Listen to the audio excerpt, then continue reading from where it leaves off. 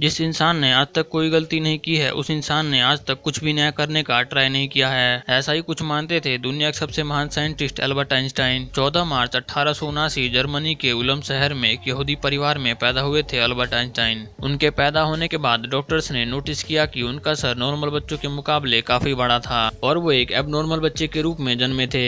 इसके बावजूद भी उनका दिमाग इतना तेज था कि आज तक कोई भी उनका मुकाबला नहीं कर पाया। आज लगभग 60 साल हो गए आइंस्टाइन हमें छोड़कर चले गए, लेकिन साइंस आज भी उनके बिना कमजोर है। तो यही वजह है कि हर कोई उनके दिमाग के बारे में जानना चाहता है कि आखिर उनके ब्रेन में ऐसा क्या था जो उन्हें इस मुकाम तक लेकर आया कि आज उन्हें दुनिया भर में ग्रेटेस्ट साइंटिस्ट के नाम से जाना जाता है। क्या उनके ब्रेन में सुपरनेचुरल पावर थी? तो आज हम इस वीडियो में इसी विषय के ऊपर चर्चा करेंगे। दरअसल जब एल्बर्ट आइंस्टाइन का जन्म हुआ था तब उनका सर किसी भी नॉर्मल बच्चों के मुकाबले काफी ज्यादा बड़ा था। नॉर्मल बच्चे 1 या 2 साल की उम्र में बात करना सीख जाते हैं, लेकिन आइंस्टाइन 4 साल की उम्र तक बिल्कुल भी बात नहीं कर पाते थे। मगर एक दिन जब वह अपने माता पिता के साथ रात के खाने पर बैठे तो अचानक से आइंस्टाइन ने कहा सूप बहुत गर्म है। अपने बेटे को इस तरह एकदम साफ बोलता सुन उनके पेरेंट्स हैरान हो गए और खुशी भी हुई, लेकिन बाद में जब उनसे पूछा गया कि अब तक तुम क्यों नहीं बोलते थे तो आइंस्टाइन ने अजीबो सा जवाब दिया कि अब तक तो सब कुछ सही था। आइंस्टाइन के जीवन से जुड़े अजीबो गरीबे किस्से यही नहीं रुके,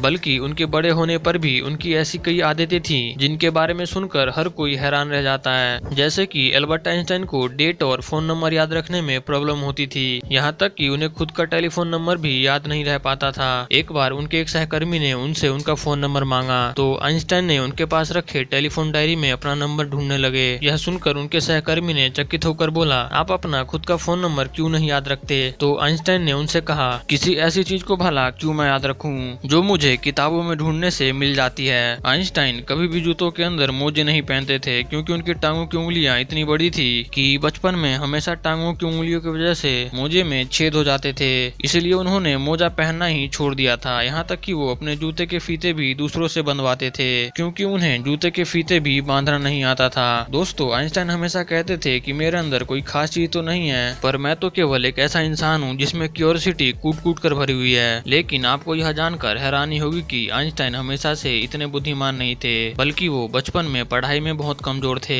इसलिए बचपन में उनकी गिनती बेवकूफ बच्चों में की जाती थी। उनकी कुछ हरकतों की वजह से उन्हें कुछ लोगों ने तो शारीरिक रूप से विकलांग कहना भी शुरू कर दिया था। खास करके आइंस्टाइन के टीचर उन्हें पसंद नहीं करते थे क्योंकि वो सिर्फ साइंस और मैथ के अलावा हर सब्जेक्ट में फेल हो जाते थे और बचपन से ही आइंस्टाइन को किताबी ज्ञान में कोई रुचि नहीं थी। हालांकि इसके बावजूद भी उन्होंने दुनिया के सामने साइंस की कुछ ऐसी थीसिस पेश की जिसके बिना आज भी साइंस कमजोर है और यही वजह है कि उनका दिमाग आज भी चर्चा का विषय बना हुआ है। 18 अप्रैल 1955 आइंस्टाइन की मृत्यु के बाद पैथोलॉजी डॉक्टर थॉमस हार्वे ने आइंस्टाइन के परिवार की अनुमति के बिना ही उनके दिमाग को रिसर्च के लिए निकाल लिया था और वो वहाँ से भाग गए। इस हरकत के लिए डॉक्टर हार्वे को नौकरी से निकाल दिया गया, लेकिन उन्होंने कहा कि उन्होंने ये सब सिर्फ रिसर्च के लिए किया है और वो वादा करते हैं कि वो आइंस्टाइन के दिमाग पर रिसर्च जरूर करेंगे ताकि आने वाले समय में इससे साइंस और साइंटिस्ट दोनों को ही कुछ फायदा हो सके। लेकिन रिसर्च के लिए परमिशन न मिलने के कारण डॉक्टर हार्वे ने आइंस्टाइन के दिमाग को एक जार के अंदर बेसमेंट में कैद रखा।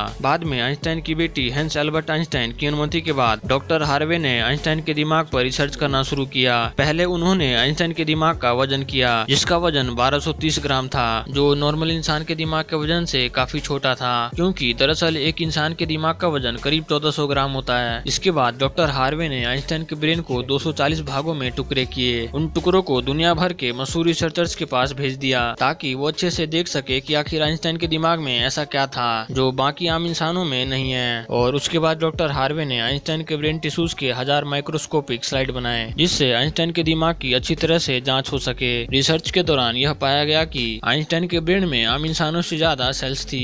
आइंस्टाइन के दिमाग का सेरेब्रल कॉर्टेक्स नाम का हिस्सा एक आम इंसान के दिमाग के मुकाबले काफी अलग था। दरअसल ये सेरेब्रल कॉर्टेक्स दिमाग का एक जरूरी हिस्सा होता है जो सबसे जटिल दिमागी प्रोसेस के लिए मेन फैक्टर होता है और यही एक ऐसा हिस्सा होता है जो अजीबोगरीब तरीके से विकसित होता है। और साइंटिस्टों का मानना है यही वजह थी कि उनका दिमाग बहुत ही असाधारण सोचता था। जब साइंटिस्टों ने आइंस्टाइन के ब्रेन को फर्दर एग्जामिन करना शुरू किया तो वो बिल्कुल हैरान रह गए कि उनके ब्रेन में रिंकल पेरिटल ओपेरिकुलम मिसिंग है, जिसके कारण उनके ब्रेन के पेरिटल लोब का साइज नॉर्मल ब्रेन से 20% ज्यादा बड़ा था। साइंटिस्टों का कहना है कि यही वजह थी कि आइंस्टाइन की मैथमेटिकल स्किल और चीजों को इमेजिन करने की पावर नॉर्मल ब्रेन से ज्यादा थी और उनके दिमाग में न्यूरॉन्स की डेंसिटी 17% ज्यादा थी। इस वजह से आइंस्टाइन को ज्यादा ब्रेन पार्ट मिलती थी। साइंटिस्ट कहते हैं कि आइंस्टाइन के ब्रेन में ज्यादा फोल्ड था, जो उनकी इंटेलिजेंसी का कारण था। आइंस्टाइन का दिमाग 40 टुकड़ों के रूप में अमेरिका के फिलाडेल्फिया शहर के मटर म्यूजियम में प्रिजर्व किया गया है। दोस्तों, आज साइंस ने कितनी तरक्की कर ली है, लेकिन इसके बावजूद आज भी आइंस्टाइन के दिमाग और इंटेलिजेंसी